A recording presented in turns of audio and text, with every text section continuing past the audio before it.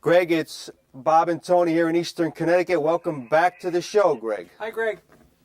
Hey, good evening, gentlemen. What a great day to be alive in the United States, getting ready for another great baseball season. There you Couldn't go. have said it any better myself. Gotta Hey, love it. can you guys hear me okay? Yeah, You're very clear. You're very clear. Don't do anything. Okay, cool. Because it's pretty exciting in Kansas these days. That's where I am, Oh yeah. And we have a team in the final 16. Right. That is Wichita State. And we can talk about that because that's the talk of the town, really. Mm-hmm. Oh, And yeah. then we had a team that was in a World Series last year, if you haven't forgotten already. and we're thinking we're going back. Oh, we're going to definitely bring that up for sure. And again, it's been a couple years since Greg's on the show. Again, for our folks out there watching, he played 10 seasons in MLB between 76 and 86, attended Florida Southern College, drafted by the Senators in the 6th round of the 1971 draft, and made his Major League debut in June of 1976 with the Texas Rangers. Played 789 total games at all the infield positions when he was in the major leagues. And we always probably asked you this the last time, but we like to ask our ex-players. Greg, was baseball your favorite sport as a kid? And tell us some of your early sports heroes. Well, I was too smart to play all the infield positions. By the way, you mentioned that. I appreciate that, but I avoided catching because I was too smart to be a catcher. Well, we didn't want to, No. Hey, great question. It's funny you're asking me that question because I write an article every month for the Kansas City Sports and Fitness magazine here in Kansas City. People can read about my articles at kcsportspaper.com. Mm-hmm. kcsportspaper.com. Yep. And this month I'm writing on exactly what I was writing on today. It'll be out in April. That the comparing the baseball and the golf swing, and telling all my readers that I would have rather played professional golf than professional baseball by a long shot. Wow. I used to take balls down to the 9-hole range when it was almost dark when I was in the high school. Had no car, had no money. My dad was a teacher of 6 kids, a high school math and math teacher, football coach, and I would go take these balls that I collected with one club I had, and I'd get out and I'd hit 9-irons into the green until it was too dark, and I had to step on the balls to find them. Okay, that's how much I love the game. I never did that with baseball, though. I did work hard, but I can't remember ever having a desire to excel like I did in golf. Oh, that's some story. And obviously a very good athlete. And I read today, Greg, that you were the last position player draft pick of the Washington Senators to play in the major leagues. Yeah. You played in Pittsburgh. Well, I have accepted that honor, I guess. The last surviving Washington Senator, because a lot of people don't remember the Washington Senators, Right. And I signed with them in '71. Ted Williams was the manager. Wow. And they were in Washington D.C. I became a Washington Senator. It was my first contract, but I wish I could say I was the last surviving one. Yeah. Because I can't. Now, here I'm going to give you, this is the brand new news, and people can use this in a trivia contest, but Bill Madlock was somebody that signed with the Senators before me, and he played after me, and we had the same agent. Our agent was Steve Greenberg, whose dad was Hank Greenberg, and Steve represented Bill Madlock and Greg Pryor, the last 2 surviving Washington Senators that ever played the big leagues. Wow. Something, huh? Madlock, a hell of a player. We talk about him a lot. He was a resident of Connecticut for quite some time back then. We often think he belongs in the Hall of Fame, and that's a fascinating discussion. Yeah. He really could hit. Yeah, now Madlock, you remember Bill Madlock, he played for the Pirates. He was part of that Pirates club. Yeah, he was the hitman. Yeah. Oh, he led the National League in hitting one year, I think, or 2. Oh, couple batting titles. Yeah, it was. So, hey, we got one thing in common. We had the same agent because I couldn't hit for like 9 years in the big leagues. I couldn't hit. Well, you made it up, and in '76, again in Texas, Greg, I have to ask you how it was. We talked to all the players who played in the old Texas Heat. How was it in the heat of Texas, and of course under Frank Lucchese? Well, it was easy for me to play in the Heat. I'm from Florida, and I grew up all my last 3 high school years, and all my college was in Florida. And bring on the Heat, bring on the Heat, because in college I used to play against these guys from Connecticut that used to come down to the University of Connecticut. Oh, yeah. We beat them like 24-0. They'd have like suntan lotion on their bats instead of pine tar, you know? Yeah. And we would kill these guys anyway. But when I got to the AAA, I played in the Coast League. I played in Phoenix, and that's where I really felt the heat in baseball, because you go into Phoenix 120 when you start the game. It's a dry heat though. Yeah. You know, and the dry heat, it's okay. The wet heat is what really gets you, and the wet heat is in every city in baseball. And it didn't mind me. It'd been Frank Lucchese. My first big league start, I'm out in the outfield. We're playing we're playing the Detroit Tigers. I'm with the Rangers. Bert Blyleven's pitching for the Rangers, and Mark the Bird Friedrich is pitching for the Tigers. Wow. And I'm out in the outfield, and the lineup's hitting, and somebody screams at me, "Hey, Pryor, your group's hitting." I said, "No, those are the guys starting the game." And they go, "Yeah, you're playing second." I didn't know I was playing in my first big league game until my group was hitting on the field right before the game. Isn't that so I run in. I'm taking ground balls at second base. Hadn't played there in like 4 years. Here comes Frank Lucchese, our manager. You can handle this, can't you? Now, mind you, Mark the Bird, Friedrich, and Blyleven brought in a full house. It's like 40-some thousand people. Yeah. My first big league game, and guess who was nervous? Me. So I had no time to worry about the heat. Yeah, that's it. Rusty Staub hit me a ball. In the big leagues, the sounds are so much different than minor leagues. In minor leagues, you can hear the popcorn popper going off and behind the plate. You know. Yeah. In the big leagues, you don't hear the crack of the bat because there's too many people screaming, and all of a sudden the ball's on you. You know. Yeah. Absolutely. So you had to get used to that. And then Rusty Staub hit a ball at me that game. I'll never forget it. The hardest ball, other than Dave Winfield, that was ever hit at me. He hit me and just about handcuffed me, and my hands hurt for like 2 innings. My left hand. Wow. He just about ate me up, Rusty Staub. Some story. And as we talk to Greg, we have a collage of pictures on the screen that our directors will show back there. I believe one is with Tony La Russa, one is with Minnie Minoso. We have some great pictures. Tony, question for Greg. And Greg, it's always great to have you here. You played for a lot of interesting managers: Lucchese, Lemon, Ferraro, Hauser, La Russa. Which one made the biggest impression upon you? Real quickly, the first one that made an impression upon me was my rookie manager in the New York Penn League. I just signed. I was a hot shot out of college, All-American 2 years. He got so disgusted with me. My first professional manager, in the middle of a two-game doubleheader, after the first game, he looks at me. He's reading the lineup out. He put the catcher at third. He looks at me and goes, "Pryor, you can take your uniform off, and I don't care where you go." And I didn't mind you. I just signed. Anyway, let's fast forward. Let's fast forward to my second big league manager, which was Bob Lemon. That's the Hall of Fame Bob Lemon. Right. This is Bob Lemon that went on to manage the Yankees in the World Series. Okay, he was. Wait a minute. Bob, I played for Bob Lemon in '78. Now, when did he go to the Yankees? I think '78, but might have been after you. Right after that. But he got fired. He got fired during the first year. Anyway, he was great. I made 2 errors in one of my first big league games, and he walked up to me after the game. He put his arm around me, and I was expecting the worst. Son, go to Syracuse. No, he goes, "Greg, you're at short tomorrow night too. I just want to let you know." Nice. I said, "Oh, that's all I needed." Anyway, that's what I got from Bob Lemon. That was enough. And then I was a player manager with Don Kessinger, the former old Chicago Cubs shortstop. Right, I think he might be the last player manager in the history of baseball. I wish somebody on the line or listening could find that out. Maybe you guys know. Who was the last player manager in the major leagues? It might be him. Yeah, that was because Frank Robinson, I think, was slightly before. I think it's either him or Pete Rose. Rose might have been around Rose 80. might have been after. Yeah, because Rose that might was have been after. 79. Yeah, but I've been blessed to do so many things. I played with Bo Jackson, and I played with George Brett, Frank White. But you know what was really cool is that I got to play next to my manager. He was the shortstop, and I was the second baseman. I was playing next to my manager, and I'm thinking, how much pressure can there be, Greg? You know? Yeah. Hey, Don Kessinger could catch a line drive with a dime in his palm. He didn't need a glove, okay? Yeah. Me, I needed leather everywhere. I wasn't that good of a fielder, even though I got better as I became an accomplished big leaguer. But Don Kessinger, he caught the ball in the same place every time.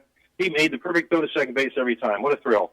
And then I played for Larry Doby, first Negro in the American League, honorable, one of the best hitters ever in the history of baseball, my friend Larry Doby. And he was Bill Beck's buddy because of the Cleveland days, so he got a chance to manage. And then La Russa took over, and I played for La Russa when he was a rookie manager. And you guys could have managed better than La Russa when he was a rookie, let me tell you.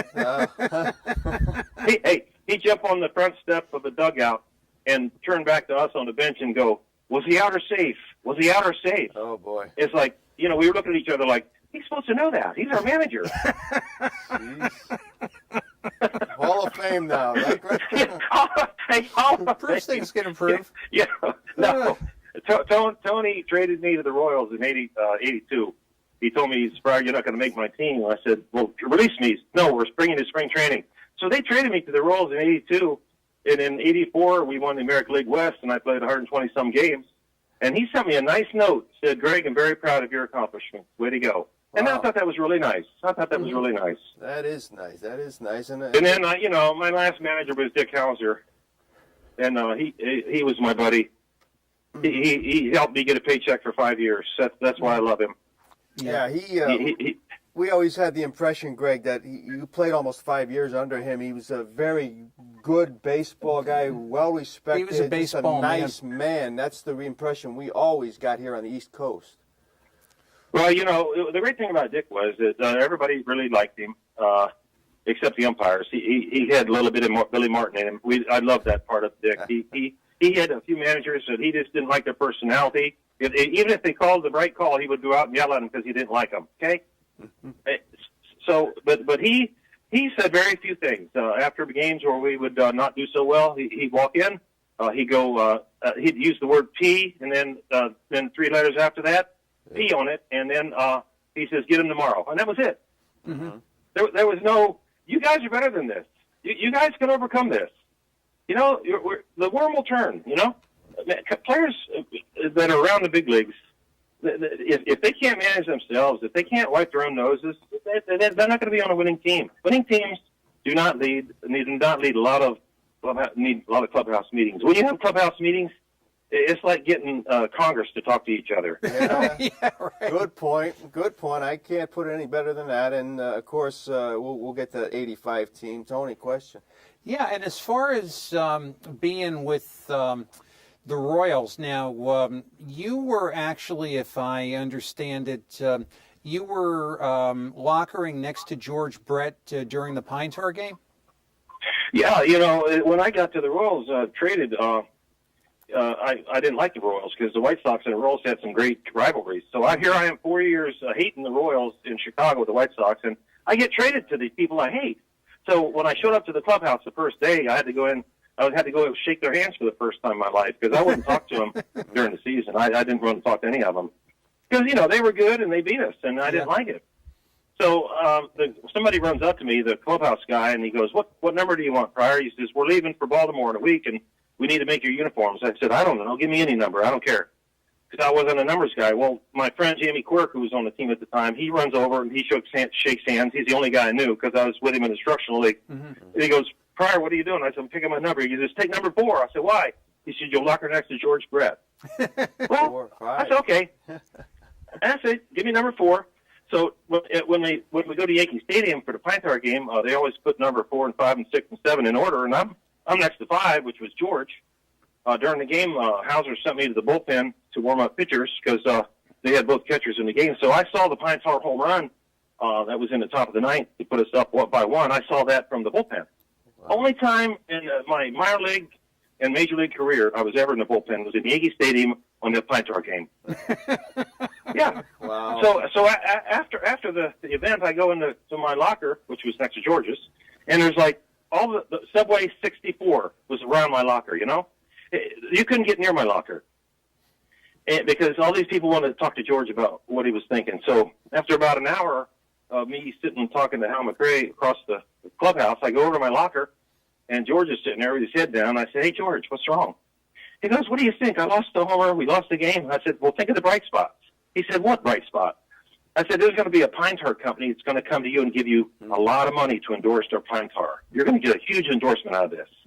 He goes, what a great idea. He started laughing. Yeah, I got him out of his bad mood. Oh, that 85 season, and I think we talked about it the last time. Saber Hagen's heroics Tony in the World Series Game 7. Great game to watch. But and I make no secret about the fact that Brett was my favorite player ever to watch, Greg. I mean, just the way he approached the game and the fluidness. And were there times that year where you would just from the dugout watch this guy swing the bat with your mouth open? What kind of great hitter that guy was? Well, from playing against him, I kind of saw his act, and so when I get to play with him, I got to know him. And I'd eat dinner with him about every road trip. We'd go out to eat dinner after every game. So I got to know him, very as well as anybody, at that time in his life. Because, God, we spent like 7 months every day around each other almost. Yeah. And this is an example of what kind of a gall he's got and guts. Right before a rain delay in Kansas City, he got hit on the end of the finger on a ground ball, and it split his index finger in the nail. It was bleeding. Well, the rains were coming, so he comes off the field for the third out, and then it was like an hour and a half rain delay. Well, I looked at his nail, and I said, there ain't no way he's playing, and I'm going to go in after the rain delay, and I'm going to start, I'm going to be the third baseman, because he's not going to be able to throw. Mm-hmm. So he's over there playing cards with his bleeding nail. Wow. And I walked over and I said, excuse me, brother. I said, give me some indication. Am I going to be in there so I can get my adrenaline going? What do you think? He says, I won't know until I go out and try to throw. Jeez. I said, well, that's fair. So anyway, so we go out and he goes in, he throws a little bit, but he's the first hitter of the next inning. He goes up off of Frank Tanana with his index finger on his right hand, his throwing hand extended. He hits a home run on the first pitch. Yeah, that was George, and I'm sure there was many other stories like that. And Tanana was one heck of a pitcher, Tony. Yeah, we loved watching, especially down towards the end when he was throwing all the slop and still getting people out. Yeah, I mean that was a lot of fun. Yeah. Well, he had a unique style. I would never tell a young kid to follow George Brett's style, the Charlie Lowell, I guess, theory of hitting, because hitting is up to the individual brain, and you can't make some young kid hit like George Brett doesn't have it. If a kid can hit, just let him find his own style, because the game will dictate whether you need to change style, just like golf does. Tiger Woods changed his swing. All these guys are having swing changes. The same with baseball. Anybody that's a father of a young son, or you're a coach watching a show tonight, thanks a lot for listening. Because let me tell you this, if a kid is good enough, like I was, I didn't have too many swing change guys in my life, and I made it. Okay? So don't tell me that just because you don't like the way a kid's swinging. If he's hitting the ball and he's confident and he can get the bat head on the ball at the right time, the game will dictate whether he needs to change his swing or not, and then his brain will do it. It won't come a lot of times for you. Now, I didn't say don't give advice, but I'm saying if a kid has the talent, his natural swing can come around, and that's my theory on hitting. Yeah. Again, it worked for certain people, the Charlie Lau approach, Tony, and the disciples. Yeah. Amazing. But you mentioned, Greg, the current KC team after last year's magical season. It would surely seem that the city was reborn almost from a fan base, and we should be excited once again this year. Any thoughts going into the season? Well, I was on the 85 team here, and, last year was this is the 30-year history of our World Series team, and last year was the first time I think we were in playoff baseball this past season, and then, because, I've been a Royals fan ever since I played here, ever since they fired me, I've been a fan. And then when I saw these guys improve over the season, and then I saw teams not wanting to put them away, like Oakland here, and that play in the wild card game. God, one of the best games that people want to have a great time watching a baseball game that they'd never seen before. Go watch the wild card game between Oakland and Kansas City last season. You'll see one of the best thrilling games, no matter if you're a fan of either team. Then they go and they beat Anaheim 3 in a row, Then they go beat Baltimore 3 in a row. And then they win a game here in Kansas City to open the series. And then they win the first game in San Francisco. I'm thinking, oh my goodness, this team's going to play back in Kansas City. You know, they could win this thing back in Kansas City if they don't win in San Francisco. But what happened was, I think the experience of San Francisco's World Series aura showed up finally. Yeah. And those guys would not be denied, and our guys were denied. And you know, it's a lightning in a bottle. The Royals caught it the last 2 weeks of the season, and they got close enough to be in the playoffs. And then they redefined the way the game was played because they don't hit home runs. They ran the bases, they stole bases, and the pitchers threw strikes. And they had a wonderful bullpen, and that's why they did what they did. But the great thing about each season is it's all new. You know, everybody's stocking up. The White Sox stocked up.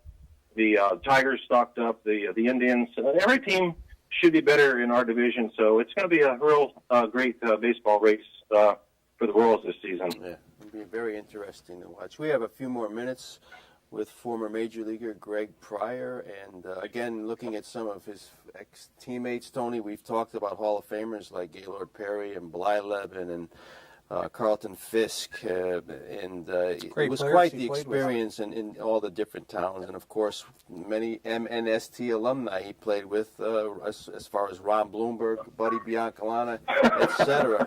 Guys have come on the show and have spoke highly of you, Greg. We always have fun with these guys, we do. know, but it's great. Tony, question. And Greg, we were talking actually with our first guest about Pete Rose. We wonder, with your opinion, does he get readmitted to baseball, and does he eventually find his way into the Hall? Well, I'd vote for him if I was a voting member. But I would have voted for him a long time ago. And you know, I know there's people listening that probably say he cheated, he deserves what he got. You know, and I understand that. But you know, I think that the reason, and I saw that sign, "Do not gamble on baseball," my first major league or minor league park. And the reason they put that up there is because the old White Sox, what is it, the Black Sox? Mm-hmm. Mm-hmm. Right. Yes. That played for an oppressive owner, right? Well, let's face it. Pete Rose earned the Hall of Fame a long time before he was ever accused of gambling on the game. Mm-hmm. What? Yeah. Are you kidding me? Yeah. What, so here's if all you people think Pete Rose should not be in the Hall of Fame, let me ask you this question: If a Hall of Famer right now goes out and commits a federal crime and goes to prison, should he be kicked out of the Hall of Fame? Mm-hmm. You asked me that. Absolutely. You know, and that's a personal. That's just what I think. Now, I think Pete Rose obviously has a huge ego. I think he made a huge mistakes by not admitting it when they first asked him. But I really don't think he did it to hurt the game. I don't. I totally agree. And okay? Now, taking steroids. You can have a better argument for taking steroids and hurting the game than you can for what Pete Rose did. Agreed. I would agree. We talked about it. And I bet you Bud Selig had really good indication that he had a drug problem on his hands. Mm-hmm. Okay. Oh, okay? absolutely. So what's that make him? Mm-hmm. If he knew what was going on and he didn't do anything about it. Enabler. Yeah. So I don't want to be a morality king here for Pete Rose. I'm just saying. There's so many. The great game of baseball is going to survive Bud Selig, Pete Rose, and me and you guys. Okay, it's going to survive, and that's what we love about it. Absolutely. And before we let you go, Greg, we want to mention what you're up to these days. I know lifepriority.com. Tell our viewers about that nutritional company. Oh, you guys are so wonderful. Yes, everybody listening, please write this down so you don't forget it. I've been in the industry 20 years, and I can really help you, I feel. It's Life, L-I-F-E, Priority, P-R-I-O-R-I-T-Y, lifepriority.com.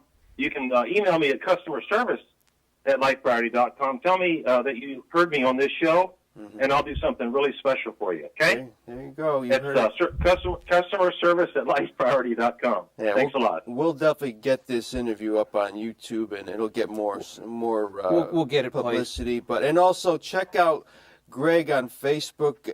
Tony has a page, Pryor Plays, mostly music from 69 to 76. You can't beat music.